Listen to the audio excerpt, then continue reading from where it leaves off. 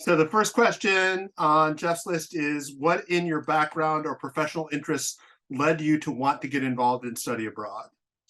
Hands down, I spent my junior year in England. It was the most important and best year of my life up till that point. I wanted to make that available to help make that possible for other students.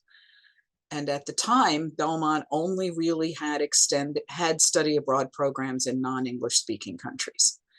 I also, although I did a semester abroad, I also felt that offering students an opportunity to do shorter programs, because many people, I hate the term privileged, but the reality is, not every student could do what I did, which was take a year in their junior year to go abroad. And I know that experience shaped me profoundly. It changed who I am, and I really wanted to offer that opportunity to other people. And at the time that CCSA came to visit, when Mike came to visit here, I think Bill Pollard had suggested that Mike come. That to me seemed like the best way. They were actually the first non-Belmont organization that Belmont made arrangements with. Up until then, we only did programs to non-English speaking countries. They were largely through some sort of cooperative arrangement that we had. And this was really, I felt, the best way for us to move forward. So that's it. So the next question was about CCSB, but you actually came in CCSA with Mike as director. Mike was already director, but it was CCSB when I first joined. Believe it or not, and maybe I'll see if I can dig this out, I have a whole file of stuff from when, including old brochures that are still CCSB. I mean, I have a lot of that stuff somewhere in this office, because I didn't throw it all out when the building that you might have visited when you were on campus at some point doesn't exist any. You wouldn't recognize Belmont's campus. I don't think anyone who was here when CCSA was still here would recognize Belmont's campus. I mean, we've grown exponentially since then, and it feels like every year we have a new building. But yes, it was still CCSB because we didn't have programs. In fact, I know that I was the person on the first program we had, that I directed the first program we had that did Scotland and Ireland. And actually, that may have actually been my honeymoon trip. I certainly I think that was the first Scotland. I forget what we called the program, but it was Ireland and Scotland. I was maybe the second trip that did Ireland, and we were still CCSB, and we were moving towards CCSA, in part because of the problem when we started looking at Australia. But I think also there was some concern about it with reference to Ireland, which wasn't part of the UK. And so anyway, but certainly Ireland's still part of Britain. But I think it was Australia. I think it was incorporating Australia that really pushed us to change the name to CCSA. Were you initially did you go right onto the board of directors? Yes. Belmont rep. Yeah. Mike actually requested me as the rep, if I recall correctly. And I think I went on the first program in 1993. So it's,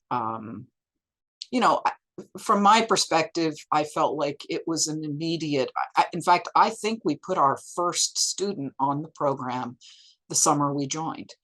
It was a former person who's still a friend of mine who was a former student, went, I think, on that first summer. And then I think we proposed a faculty member for the next year. I can't remember. I think it was for summer. I think it may have been Don Cusick to do his music business class, because he had come over from MTSU. to Belmont and wanted to continue a program he'd been doing at MTSU. That's my recollection. We didn't, I think we initially tried his program in June, and then we incorporated it into the summer program. And I don't think he was ever very happy having it in July and August, because now he does his program in May. So he has his own London program in May, and then I do another one in July and August. So.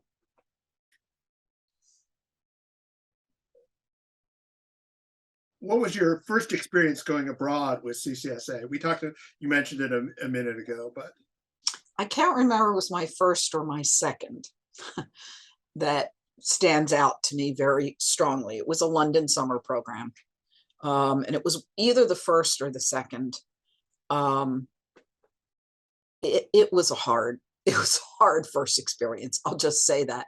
We were staying in South Kensington, and I liked that location. It's where I had done my study. I mean, I was very familiar with the location, but we had some difficult students.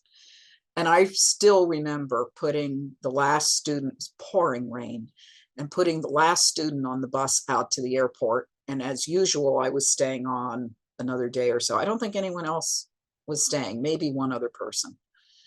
And I just left. I went out to do some things on my own, and I just left, and nobody knew where I was. When I came back, they were all worried about, where did she go? We've been, where were you? And I'm like, I just needed to go away for a while. That I just needed to not be here for a little while.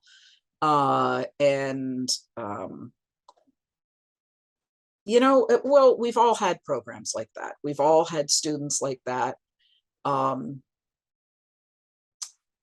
I thought of you this summer, actually. I remembered our cab ride with the student that we both thought died in the cab. Yes. And I had a somewhat similar experience this summer with one of my faculty who got COVID, and we had to go to the hospital. They actually sent an ambulance out to see if she needed to go to the hospital, and then they decided that she did. And admittedly, she could barely breathe. I mean, we knew she couldn't get up from the basement. And anyway, so we went to St. Thomas Hospital, which is right near where the housing is right now in Waterloo. It was the hottest day ever recorded in the UK. And when we got to St. Thomas Hospital, their entire computer system had fried. They had no computers in the entire hospital for like 3 days. And so I flashed back to you and thinking of that experience we had. And one of the things that experience taught me, which is we need to get people to tell us what their generic names for their drugs are, because she was unconscious and we didn't know what some of these drugs were, and neither were some. But I remember in this summer, literally the only thing people could find to write with, because they've all done away with anything you write with. They use iPads, and none of that was working. They were writing on their gloves. Wow. Somebody found like a board to roll out that was ancient dry erase board, and they're drawing a grid on it to try and mark what patients are in what room. I mean, someday I'll write something about it. But I did find myself thinking of you and that experience that we had going to the hospital that time. So, I'm not really sure I can identify what was so hard about that first summer. It just was. I do recall we had a couple really difficult incidents, and we had one or two students that I would happily have flushed down the toilet. And I think it was partly that. I've gotten used to now when I'm doing these programs that you're just constantly on call, and you just always, and that's become even more so now that we have cell phones. But that sense that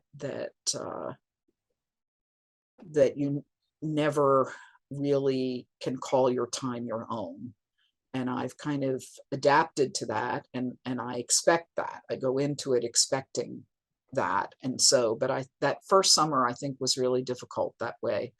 And I don't know if it was because we had I think it was, we had a couple of really bad incidents and a couple of difficult students, and I was just very glad to see the back of them. So Anyway, that's a long answer to a short question, but that's my memory was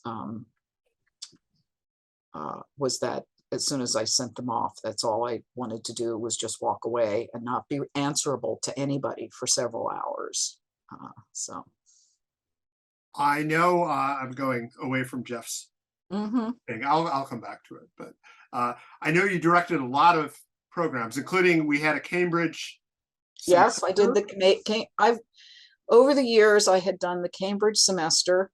I was supposed to have 2 faculty on that, and it ended up just being me because Joe Filippo was supposed to go with me, and then he became provost and couldn't. And so, and I have good memories of that, but that was a difficult program. I did what the heck was that Ireland, Scotland one called? I cannot remember. Was it I did Celtic? Celtic, yes. And I did obviously London summer, London winter, London, Dublin, Ireland, Australia, New Zealand. That was one program, Australia, New Zealand. I didn't direct it, but I did go to Hong Kong in connection, and India. I did our India program. That was, I think, the India program may have been the last program I did for CCSA. So you did almost everything except Belize is the only other place. Right, and that was one I really wanted to go to, and I never did that. Mm-hmm. I also didn't do South Africa. I didn't when we did make. Oh, and I did Ghana with CCSA. I did was it with CCSA? No, I did that for Belmont, and met up with Janet, with some of our Belmont people. So, yeah, no, the Belize was one I always wanted to do, and it just never happened. And I never did the South Africa program. I would like to have done that, but we only did it once. I think, yeah, I think, and I mean, I think we had several programs we recruited for that. Now, I think, I'm not sure how many times we did India. Twice. I think. Did you go? I know Gretchen Vaughn went once. Yeah, I didn't go with Gretchen. I went with someone from North Dakota. It was their faculty member. And yeah, so I did a lot of our programs, and when I became director, India was the only one I did while I was the director.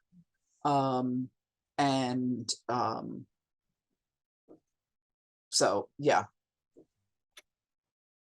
Do you have any other memories of your CCSA programs that stand out? I'm sure you have. For different reasons. I mean, I used to laugh about the fact that, of course, Michael and I did our honeymoon on a CCSA program with, I think it was 8 or 10 other students. We did our 5th anniversary on another CCSA program, which was Ireland. We did another anniversary. So, I remember when Mike retired, one of the things I wrote about was an important role that CCSA played in Michael's and my life together, because we did several important kind of milestones in our lives in connection with CCSA. And, I laugh about the honeymoon that we had, that we never had a single night alone, not one, because the one night actually that we had planned to go away, 2 students decided to go to the same location, and when we got there to the hotel, they didn't have 3 rooms. So the girl ended up staying in the room with me, and the boy ended up staying in the room with Michael. So that was and the only reason we had 2 rooms is at that point Michael still snored so badly that we just couldn't stay in a room together. So even though it was our honeymoon, that was obvious. And I'm sure Michael would have other memories. It's, I got different things from different students here have asked me, what country did you like the best? I like them for different reasons. I was fascinated, the program we did to India. It was a hard program, but really fascinating. And I'm sorry that we weren't able to make that happen more. I was sorry at the time, and I'm still sorry here because I think we've managed to send one from Belmont. I adore London. It's a second home for me. So I'm always happy to be there. And I really, I learned, what I would say is I learned the trade of being an administrator and doing study abroad from my experiences on the London summer program, hands down. And I love Scotland, and I got that from CCSA. I'd always loved Scotland. I'd been there before I went to CCSA, but really doing some programs there, staying at the foot of Arthur's Seat, I have really fond memories. I also, I know this sounds strange, but I suspect others would say it. I always enjoyed going to the meetings. I enjoyed seeing people that I only saw once or twice a year, and feeling like I was usually, for the most part, in the midst of people who shared common interests with me. And I think particularly for those of us who are in the humanities, that feels, particularly if we teach at a school that isn't a big research school, we don't get that very much. And so I felt that on it. I always enjoyed the meetings as well. I still enjoy them, although we had them virtually for a while, which I don't enjoy as much. But I'm looking forward to. I'm not looking forward to driving to. No. I'm looking forward to the fall meeting. I think this led into one of Jeff's questions. Did participation affect your professional career in any way? Yes, absolutely. I wrote about that in both my application for tenure and both my applications for promotion. I would never probably have gotten into administration. CCSA taught me that. I certainly would never have become director of Belmont's study abroad program, even if that was only a short time. And it taught me a huge amount about the nitty-gritty of organizing things.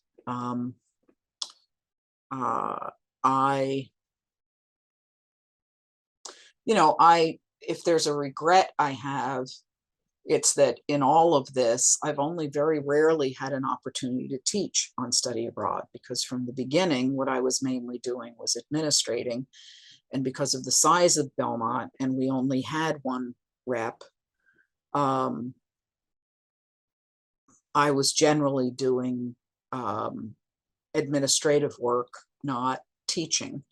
And the two that I taught on for CCSA, I taught on because I was also the administrator. The one on our honeymoon, I was both teaching and administrating. The one in Cambridge, I was teaching and administrating. And I think maybe one of the Ireland ones. But while I was CCSA, other than Cambridge, I don't think I ever taught on the London program. I did finally teach a course on the London program with Belmont, and I realized that I am not capable of balancing those two things easily on a large program. On a small program, I didn't really have an issue with it, but on the size of some of our larger programs, I just realized that's not doable. So I think there's no doubt that I ended up going on to be a department chair, an associate dean, head of our study abroad program. All of that was a result of CCSA, without any doubt whatsoever. And that's a large part of my application for promotion and tenure came from work that I did with CCSA. I think it's still the case. I could never, ever have built this program I have in London without the CCSA experience that I had. Just it could never have happened. I learned how to do a budget for that. There's some stuff that I do now that I never did with CCSA, but I was able to do it because I learned how to do a budget and how to track things. And so, was able to make a program that was rich for students without costing an arm and a leg. What kinds of things to put money towards, what kinds of things not to. Learn to work with a lot of different types of people. So yeah, it shaped my professional career without any doubt. And I think it's why, well, the first year after CCSA and Belmont parted ways, it was a difficult year. Not gonna lie about that. Actually, I guess it was the second year that was really hard, because that was the year that Belmont replaced me in that position and hired someone who just had, in my opinion, infinitely less experience than I did to do the job. And it only bothered me in the sense that I worried about what was going to happen. In the long run, I think the decision to have a full-time person do study abroad was the right decision for our school. I mean, we now have, I believe we have the second largest number of students who do short-term study abroad at Belmont of any school in the Southeast, and one of the largest actually per capita in the United States. I mean, we're currently, I think this past summer, we sent out 800 students on programs. And so it's, and actually, I think that expansion started with CCSA, just no doubt about that. So I think all of our at Walsh study abroad, I mean, they essentially took stuff that I learned from working with CCSA and used to build their programs. Yeah. We have some different things now, and we don't have the same Rome program we had, but yeah. I think I will also say, I think some things that we don't do well at Belmont, my feeling of them not being well done comes from my experience with CCSA. And there are a couple things. I have one thing. I came home this summer and I said, I don't really care what Belmont's policy on what they're telling me I need to use for student health insurance. I will not use this company again, and I will have my students pay for one that I think actually does what needs to be done. I said, the people are very nice. They're just not health insurance people. They don't know, in my opinion, what they're doing on this. And so, I think some of those things by which I judge whether something is well done or not undoubtedly come from CCSA. I think I've built a program here that has the same, it's not just a similar model, it has kind of the same attitude towards, I mean, one of the things that puts me at a different point than almost all the rest of my study abroad colleagues, I believe that it's unethical to pay for things for faculty that you don't pay for students, other than a single housing. To me, that's a different ball of wax. But we don't even have a per diem here. I might do a per diem if we had one, but Belmont has never done per diems, even for faculty travel. It's ridiculous. But that has been my stance on that. And it's also a practical one, trying to track meal receipts for 10 faculty over 4.5 weeks. And I do all the bookkeeping on our program myself, and then hand it over to our bookkeeper, who enters it all where it needs to go. But I'm just like, I'm sorry, I'm not doing that. I both don't believe in it, but I also, and so I think a lot of my attitudes on study abroad of best practices come from CCSA. And I'm proud of those practices. And I learned that from CCSA. I don't know if I have any more questions. Do you want to say anything? There's a question about Ray Craven's administrative assistant. That's pre you joining. That's pre-me. That's pre-me. I don't. I met him, but I don't. Yeah. Do you have anything memories about working with Mike or Robin, or I don't even remember who else worked at Suzanne worked at when it was at Northern? Yes. I mean, they were at Northern for a long time before they moved. And so, of course, I worked with really a lot of people. But Mike was the head from the time that I came. I do remember Mike saying to me the first time we came back and I gave him my bookkeeping, and he looked at it and he said, it took me a while to figure this out. And then I realized that if I read it as a story, I would understand what you were doing. And I think it was because I tended to put in more explanations perhaps than were needed. I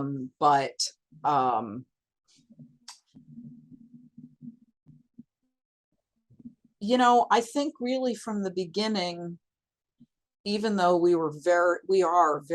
Mike and I are very, very different people. And we have, although I don't know if everyone knows this, we actually have the same birthday. I did not know that. Yes. Which I don't think he even told me that for a long time. But I just thought that was so funny that we had the same birthday. And there's one other CCSA person, and I'm trying to remember who it was, that also shares that birthday. But we're very different people in many ways. And I think there were probably ways in which I do administration that are not how Mike would have done them. But I think ultimately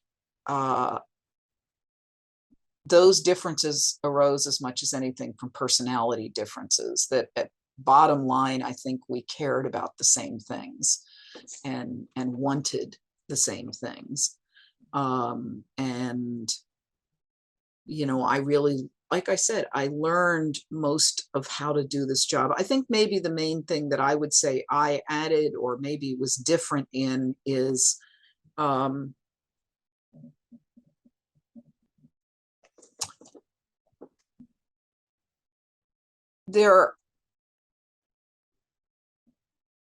think maybe I don't stand on ceremony about stuff. And I think Mike did. And he got that from being in the military. I mean, everyone I've ever known who was in the military, I've always thought that my brother-in-law and Mike very likely knew each other because they both were in the same kind of unit in Vietnam.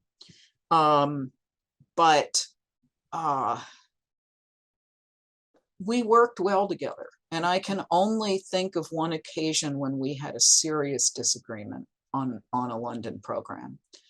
And I think we made peace with each other about it. I think I understood his viewpoint. I think he came to understand my viewpoint on something. I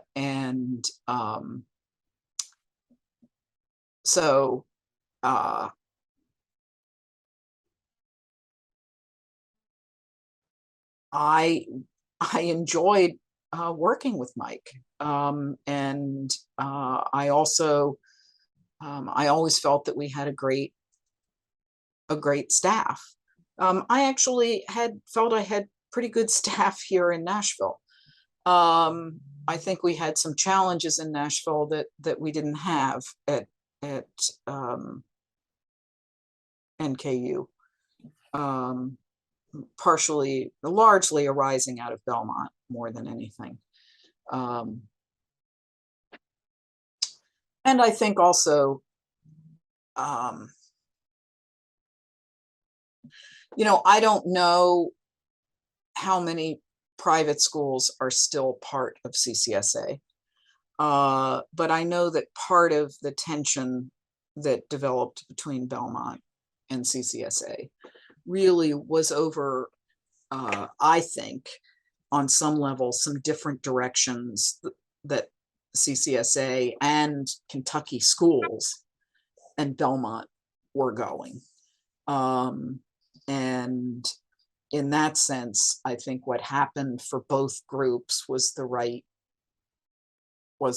thing. You know, increasingly our student body, we had fewer and fewer first generation college students here now, although we're still a great deal financially compared to other private schools. Obviously, we're more expensive and have a different population than most of the Kentucky schools do.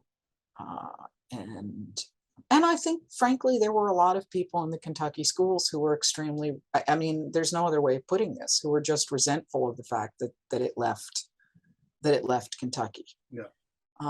And that if there is one thing that I found problematic, it was that. I suspect I'm not alone. I like I said, because I haven't kept track of CCSA, I don't know how many member schools you still have. And I don't know how many of your member schools are private schools versus public schools, are Kentucky schools versus non-Kentucky schools. But I did feel that some of that was coming to a head, that tension between the original Kentucky schools and the schools that came in later, most of which were not from Kentucky. I think on some level that came to center on Belmont, because although we were not a state school, we were at the time one of the largest contributors of students to them. And so I think that was part of the source of the tension, and I hope that's not there anymore, that kind of tension, and that going back to Kentucky, and like I said, I feel that the decision was the right decision in the long run for both groups.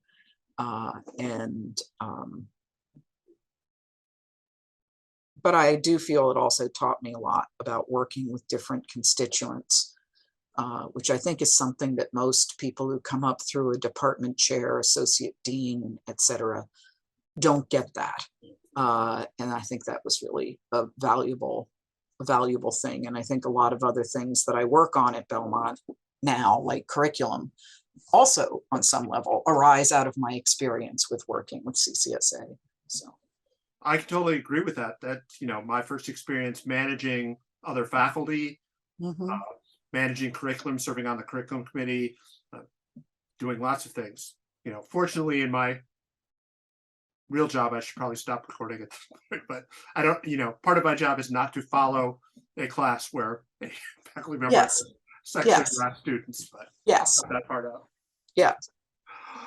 You have anything else you want to add? I think we're no, I think I'm just going to say, and I've said it already, I'm very grateful to CCSA. I'm grateful, and I think Belmont should be as well. I don't think they are, but I think they should be, because I truly believe that it was the step that we took that led us down to where we are now. And I think the way I was able to recruit faculty, that had never happened with study abroad at Belmont, where there was just kind of a call for, do you want to do a program? Where do you want to go? What do you want to do?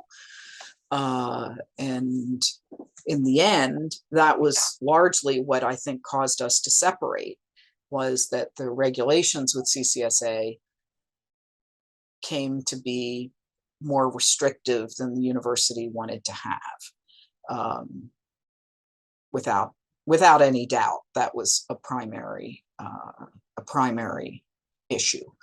But we started that journey with CCSA.